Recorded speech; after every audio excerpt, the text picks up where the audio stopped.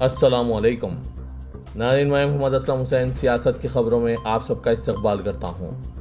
आज 22 सितंबर 2024 है। इस्लामिक तारीख़ के हिसाब से आज 18 रबी अव्वल 1446 हिजरी है। पेश है आज की कुछ अहम खबरें। आसाम के वज़ीर आला हिमंता बिस्वा शर्मा ने आज इतवार के रोज़ कहा कि आसाम में बीजेपी को इसकी रुकनियत साथी मुहिम में बेमिसाल रद्दअमल मिल रहा है और पार्टी जल्द ही 40 लाख मेंबरान के हदफ तक पहुँचने के लिए तैयार है। सोशल मीडिया प्लेटफॉर्म एक्स पर आसाम के वज़ीर आला शर्मा ने लिखा, हमारी रुकनियत मुहिम को आसाम के लोगों की तरफ से ज़बरदस्त जोश खरोश हासिल हो रहा है, एक बेमिसाल रद्दअमल मिल रहा है। अब हम मुसलसिल 40 लाख के निशाने की तरफ बढ़ रहे हैं। 2 सितंबर को शुरू की गई मेंबर साजी मुहिम के बाद भारतीय जनता पार्टी की रियासती इकाई सिर्फ एक हफ्ते में 13 लाख से ज़्यादा मेंबरान हासिल करने में कामयाब रही। बीजेपी कायदीन के मुताबिक अवाम के अच्छे रद्दअमल की वजह से रियासत में रुकनियत साजी मुहिम में मुसलसिल इजाफा देखा जा रहा है। वाज़ेह के आसाम के वज़ीर आला हिमंता बिस्वा शर्मा हमेशा एक मखसूस तबके को निशाना बनाने के लिए जाने जाते हैं। वो अपनी रियासत में मुसलमानों के खिलाफ कई एक नए कानून बना चुके हैं।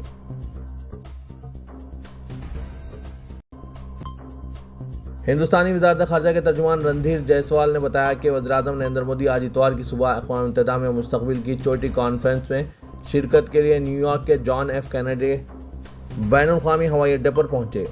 वज़ीर-ए-आज़म दौरे के दौरान न्यूयॉर्क में अहम 2 तरफ़ा इजलासों की सदारत कर रहे हैं। सोशल मीडिया प्लेटफॉर्म एक्स पर जायसवाल ने कहा, वज़ीर-ए-आज़म नरेंद्र मोदी अपने 3 रोज़ा दौरे अमेरिका के दूसरे मरहले में न्यूयॉर्क पहुंचे हैं। पीएम मुस्तक़बिल के अक़वाम मुत्तहिदा के सरबराह इजलास से खिताब करेंगे, कम्युनिटी के साथ बातचीत करेंगे और दीगर प्रोग्रामों में शिरकत करेंगे।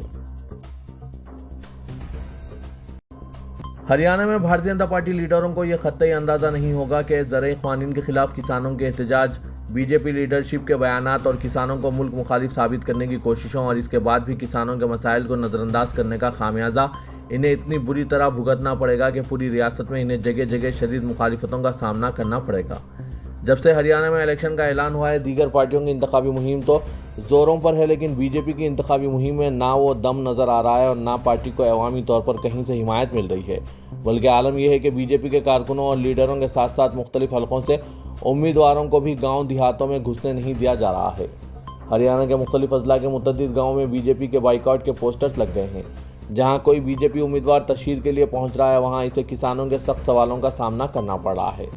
हरियाणा में बीजेपी को जगह जगह मुखालिफतों का सामना होने के तरफ बीजेपी के सीनियर लीडर और मरकजी वजीर राव इंदरजीत सिंह ने भी किया है।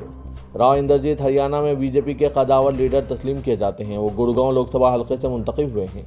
उन्होंने वहां एक रैली के बाद मीडिया से खिताब करते हुए ये एतराफ़ किया कि हरियाणा में बीजेपी को मुश्किलात का सामना करना पड़ रहा है, क्योंकि वो किसानों के मुतालबात और इनके एहतजाज को ठीक तरीके से संभाल नहीं सके। उन्होंने कहा कि इस वक्त रियासत में बीजेपी की दाल गलना मुश्किल लग रहा है, क्योंकि किसान सख्त नाराज़ हैं और वो हमारे वोटर्स की बहुत बड़ी तादाद है। इन्हें किसी भी तरह नज़रअंदाज नहीं किया जा सकता, लेकिन ये बीजेपी की आला लीडरशिप की सतह पर हुआ है। आम आदमी पार्टी की लीडर आतिशी सिंह ने दिल्ली के वज़ीर आला के ओहदे का हलफ ले लिया। लेफ्टिनेंट गवर्नर विनय कुमार सक्सेना ने गवर्नर हाउस में मुनक़िदा एक सादा तकरीब के दौरान आतिशी को वज़ारत आला का हलफ दिलाया और इसके साथ आतिशी दिल्ली की तीसरी खातून वज़ीर आला बन गई। साथ ही उन्होंने दिल्ली की सबसे कम उम्र खातून वज़ीर आला होने का शर्फ भी हासिल कर लिया। आतिशी के साथ इनकी काबीना में 5 आम आदमी पार्टी लीडरान को भी जगह मिली है। गोपाल राय, सौरभ भारद्वाज, कैलाश गहलोत, इमरान हुसैन और मुकेश अहलावत को वज़ारती ओहदे का हलफ दिलाया गया। वाज़ेह के सुल्तानपुर माजरा से रुकने असेंबली मुकेश अहलावत पहली बार दिल्ली हुकूमत में वजीर बने हैं, जबकि गोपाल राय, सौरभ भारद्वाज, कैलाश गहलोत और इमरान हुसैन इससे कबल भी वजीर थे। मुंबई के धारावी में मस्जिद के एक हिस्से को मुनहदिम करने की कोशिश को मुकामी अवाम ने नाकाम बना दिया है।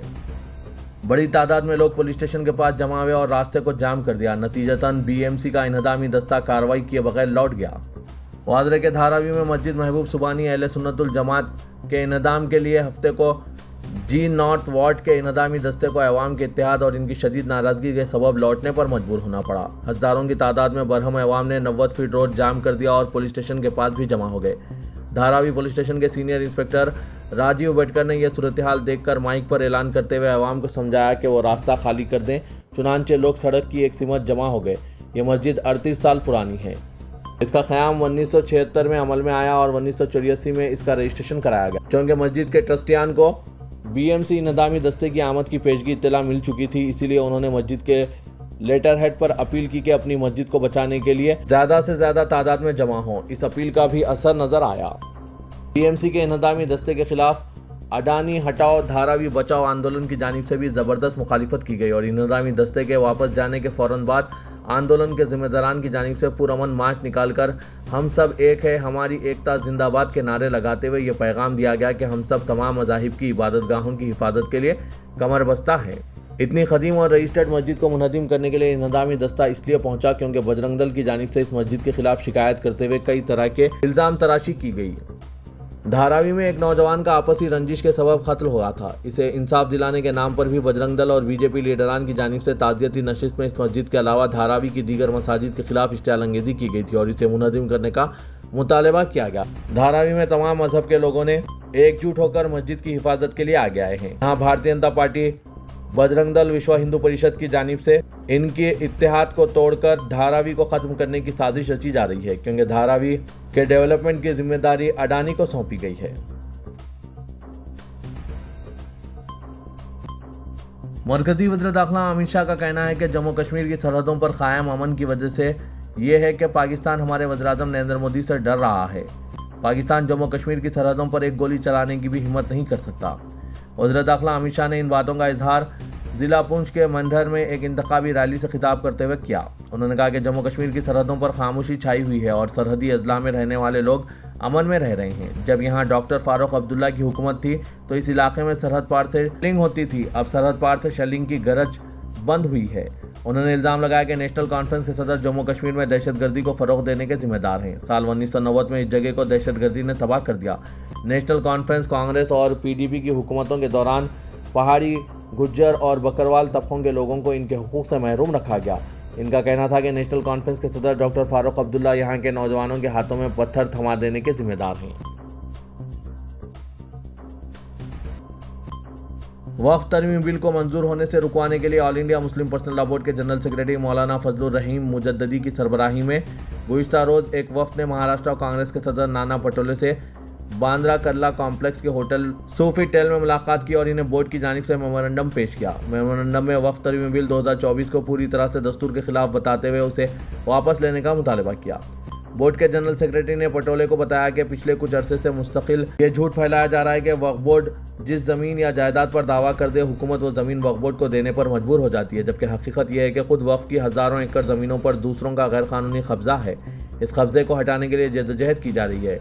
अगर ये बिल पास हो गया तो वो सारी मकबूजा ज़मीनें वक्फ के हाथ से निकल जाएंगी। नाना पटोले ने यकीन दिलाया कि वो ज़रूर आला कमान को महाराष्ट्र के मुसलमानों के जज्बात और इनके मुतालबात से आगाह कराएंगे। आंध्र प्रदेश के तिरुपति मंदिर के लड्डू में खिंजीर और बीफ की चर्बी के इस्तेमाल के दावे के बाद एक तरफ जहां इस पर सियासत गर्म है, वहीं इसको फिरकावाराना जावियात दिया जाने की कोशिश की जा रही है। सोशल मीडिया पर साबिक़ वज़ीर आला जगन मोहन रेड्डी की टोपी और काफिया में तस्वीर शेयर करते हुए कई तरह की बातें कही जा रही है। हालांकि तिरुपति मंदिर के बोर्ड से लेकर लड्डू तैयार करने वाले अफराद और घी सप्लाई करने वाले कंपनी के मालिकान तक सब के सब हिंदू है। अब आंध्र प्रदेश के नायब वज़ीर आला और जनसेना पार्टी के सरबराह पवन कल्याण ने भी वाईएस कांग्रेस पार्टी के हुकूमत के तहत तश्कील मंदिर ट्रस्ट बोर्ड पर सवाल उठाते हुए इस मामले में जवाबदेही तय करने का मुतालबा किया। पवन कल्याण ने इस वाक़े को एक अलग रंग देते हुए मुतालबा किया कि कौमी सतह पर सनातन रक्षा बोर्ड तश्कील दिया जाए जो कि मुल्क भर में मंदिरों से मुतालिक तमाम मसाइल पर गौर कर सके। उन्होंने मुतालबा किया कि कौमी सतह पर तमाम पॉलिसी साजों, मजहबी सरबराहों, अदलिया और दीगर को इस पर बहस करनी चाहिए और सभी को सनातन धर्म की बेहुरमती को ख़त्म करने के लिए यकजा होना चाहिए। इस पर अदाकार प्रकाश राज ने पवन कल्याण को सख्त तनकीद का निशाना बनाते हुए एक इलाकाई मसले को कौमी तनाज़े में तब्दील करने पर सख्त नाराज़गी जाहिर की। उन्होंने पवन कल्याण पर जोर दिया कि वो फिरकावाराना कशीदगी को बढ़ाने के बजाय मुकामी तौर पर मामले की तहकीकात करें। प्रकाश राज ने सोशल मीडिया पर पवन कल्याण को नसीहत देते हुए मजीद कहा कि मरकज़ में इनकी हलीफ पार्टी बीजेपी की वजह से मुल्क में पहले ही काफ़ी फिरकावाराना कशीदगी पाई जाती है, इसलिए इस मामले को कौमी सतह पर उछालने की ज़रूरत नहीं। ख्याल रहे कि आंध्र प्रदेश के वज़ीर आला एन चंद्राबाबू नायडू ने तिरुपति मंदिर के लड्डू में खिंजीर बीफ की चर्बी के लिए साबिक़ा जगन मोहन रेड्डी हुकूमत को जिम्मेदार करार दिया, जबकि दूसरी तरफ वाईएसआरसीपी के सदर जगन मोहन रेड्डी ने इल्ज़ामात को सियासत करार देते हुए मुस्तरद कर दिया।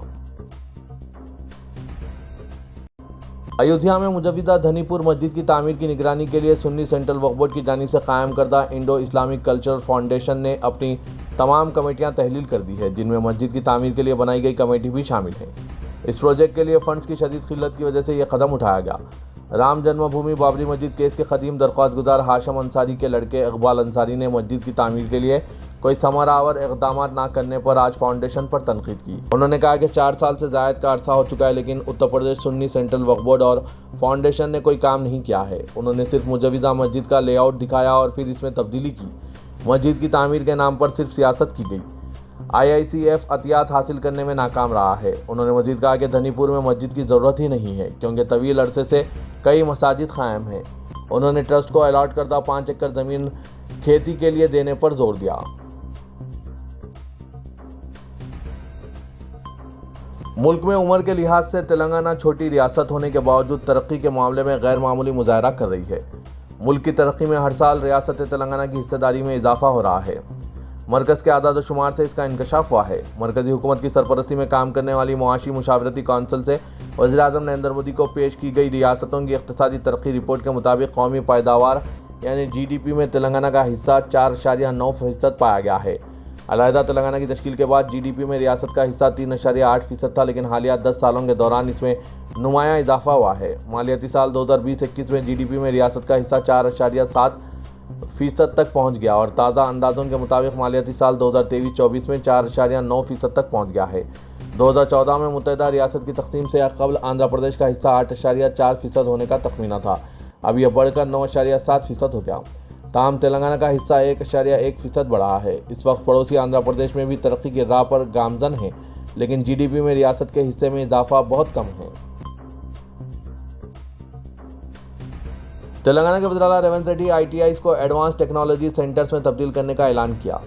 मार्केट और कंपनियों की ज़रूरियात के मुताबिक निसाब की तब्दीली के लिए कमेटी तश्कील देकर माहिरीन और तालीम याफ्ता अफराद से तजावीज़ हासिल करने का फैसला किया। चीफ मिनिस्टर ने महकमा लेबर का इजलास तलब किया। ITI को एडवांस टेक्नोलॉजी सेंटर में तब्दील करने के तनाजुर में अमले की किल्लत ना होने देने का अहदेदारों को हुक्म दिया। फिलहाल रियासत में मौजूद तमाम ITIs कॉलेजेस में प्रिंसिपल्स की खिदमत दस्तियाब रखने, तरबियत हासिल करने वाले तलबा को जदीद तकाज़ों से लेस तरबियत फराहम करने के लिए खुसूसी इक़दाम करने की हिदायत दी। चीफ मिनिस्टर ने अहदेदारों को हिदायत दी कि रियासत के 100 असम्बली हलकों में ITIs और एडवांस टेक्नोलॉजी सेंटर्स कायम करने की हिकमत अमली तैयार करें। शहर हैदराबाद के अलावा रियासत के मुख्तलिफ अजला में हफ्ते की रात गरज चमक के साथ तूफ़ानी बारिश रिकॉर्ड की गई। जिला संगारेड्डी में बिजली गिरने से मवेशियों की मौत वाक़ हो जाने की इत्तलात मौसूल हुई। शहर हैदराबाद के अलावा मज़ाफ़ाती इलाकों में तकरीबन 2 घंटे तक तूफ़ानी बारिश हुई है, जिसके नतीजे में सड़कें झील में तब्दील हो गई। कई मुकामात पर मकानात में पानी दाखिल हो गया। घंटों ट्रैफिक जाम रही। कई मुकामात पर बरक़ी सरबराही भी मुनक़ता हो गई। हैदराबाद और मज़ाफ़ाती इलाकों में शाम 7 बजे से गरज व चमक के साथ तूफ़ानी बारिश शुरू हुई।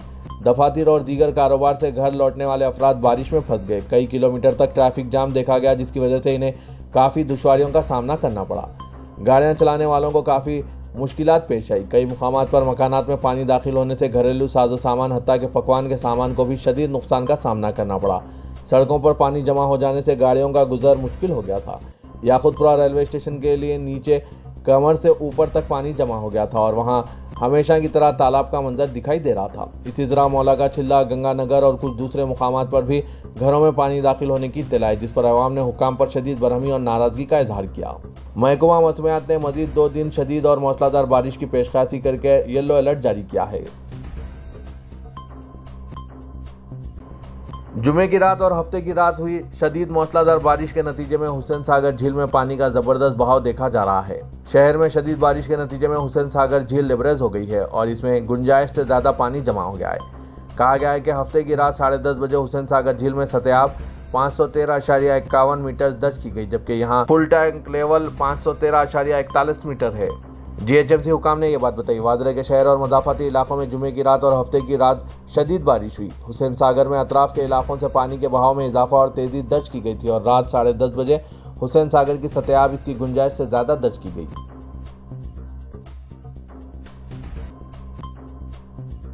शहर में बदआमनी फैलाने और फर्जी इत्तलात और अफवाहों से पुरअमन माहौल को ख़राब करने और मुख्तलिफ फ़िरक़ों के दरमियान नफरत फैलाने वालों के खिलाफ पुलिस ने कार्रवाई का आगाज़ कर दिया है। सोशल मीडिया पर बेबुनियाद और गलत इत्तलात को आम करके फ़िरक़ाराना कशीदगी फैलाने की कोशिश की गई। शाहीनायतगंज इंस्पेक्टर बालू चौहान ने इसका सख्त नोट लिया और अहदेदारों की हिदायत पर कार्रवाई करके 4 अफराद को गिरफ्तार कर लिया गया।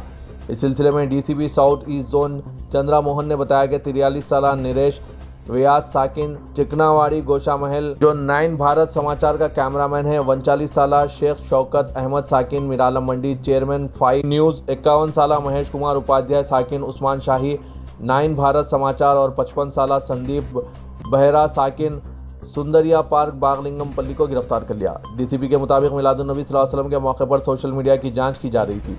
पुलिस ने खदशात के पेश नज़र सोशल मीडिया पर नज़र रखी थी और इस दौरान महेश उपाध्याय ने मलून राजा सिंह का एक वीडियो शेयर किया जिसमें तकरीबन 500 मुसलमानों की जानिब से हिंदुओं के मकानात पर गोशा महल में हमले का जिक्र किया गया। इस वीडियो को 9 भारत समाचार सिटी न्यूज़ व्हाट्सएप ग्रुप में शेयर किया गया जो बेबुनियाद है और इस वीडियो को नरेश व्यास ने मुख्तलिफ व्हाट्सएप ग्रुप्स में शेयर किया।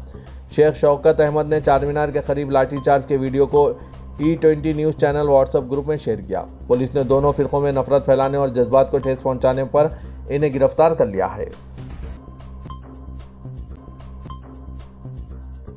सदर जमहूरिया हिंद द्रौपदी मुर्मू 28 सितंबर को एक रोज़ा दौरे पर हैदराबाद पहुंच रही है। सदर जमहूरिया के दौरे के पेश नज़र चीफ सेक्रेटरी शांति कुमारी ने ओहदेदारों का एक आला सतही इजलास तलब करके इंतजामात को खतियत दी। सदर जमहूरिया मुर्मू 28 सितंबर को सुबह नलसर यूनिवर्सिटी ऑफ लॉ की ग्रेजुएशन तकरीब में शिरकत करेंगी। शाम में राष्ट्रपति निलायम में होने वाले भारतीय कला महोत्सव में भी शिरकत करेंगी। चीफ सेक्रेटरी ने ओहदेदारों को हिदायत दी कि वो सदर जमहूरिया की आमद के पेश नज़र तमाम महकूमाजात के दरमियान मुकम्मल तालमेल को यकीनी बनाकर इंतजामात को मुकर्ररा वक्त से पहले तकमील कर लें। तेलंगाना हुकूमत नोटरी की हुई गैर रजिस्ट्रेशन दस्तावेजात के खिलाफ खुसूसी मुहिम चलाने पर संजीदगी से गौर कर रही है। गैर रजिस्टर्ड दस्तावेजात पर स्टैंप लगाई जाएगी और इन दस्तावेजात की तस्दीक होगी। इस कार्रवाई के जरिए हुकूमत तस्दीक शुदा दस्तावेजात से आमदनी के साथ साथ अदालतों में इन्हें कारामद बनाने का संजीदगी से जायजा ले रही है। फरोख्त का मुआहदा सेल डीड के साथ दीगर शवाहिद को नोटरी किया जाता है। इस तरह नोटरी की हुई गैर रजिस्टर्ड लाखों दस्तावेजात हैं।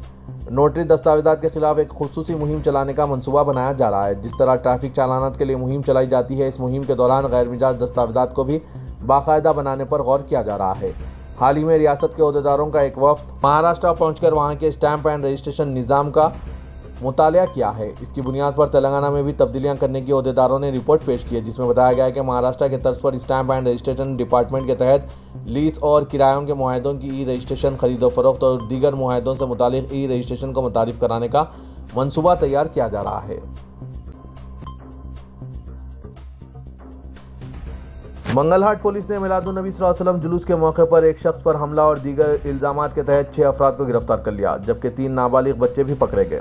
Chandra Mohan DCP south west zone के मुताबिक सूरज सिंह ने जो देवी नगर जुमेरात बाजार में प्रिंटिंग प्रेस चलाता है, इसने पुलिस में दर्ज की गई शिकायत में बताया कि वो दोपहर के वक्त अपने मकान से 2 व्हीलर पर प्रिंटिंग प्रेस जा रहा था कि संतोषी माता मंदिर जिनसी चौराहे पर मुस्लिम तबके के नौजवानों का एक जुलूस पहुंचा जिसमें 30 मोटरसाइकिलें शामिल थी। उन्होंने चौराहे पर रास्ता रोककर नारे लगाए और रास्ता देने के मसले पर गाली गलौज शुरू कर दी और इस पर हमला भी किया गया।